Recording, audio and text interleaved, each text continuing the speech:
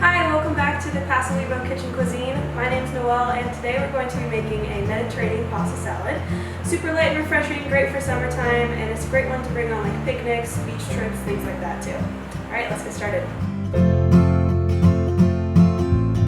Alright, so the first thing I'm going to do is add some California olive oil to our dressing. So this is going to be 3/4 cup of the California olive oil.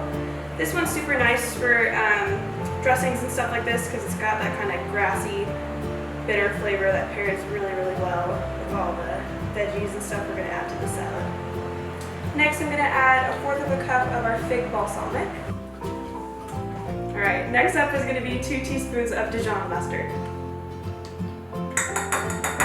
Then we got 1/2 teaspoon of our roasted garlic sea salt, tablespoon of the spicy Italian blend, and I'm going to add just the juice of like half a lemon in here too. I'm just going to whisk this all together. Alright, we're just going to set this aside while we prep the rest of the ingredients.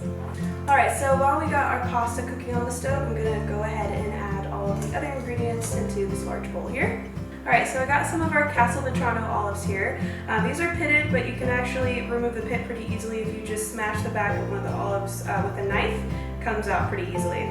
So I got like 3 tablespoons of those, some artichoke hearts marinated in oil, just cut those up, 1/4 cup of diced red onion, about 1/4 cup of pepperoncinis, then we got about 1/2 cup of halved cherry tomatoes, 1/2 cup of diced cucumber, then we got 1/2 cup of julienne basil, got 1/3 cup of Asiago cheese, you can use Romano too, whatever you like best, and then 1 cup of burrata that I diced as well.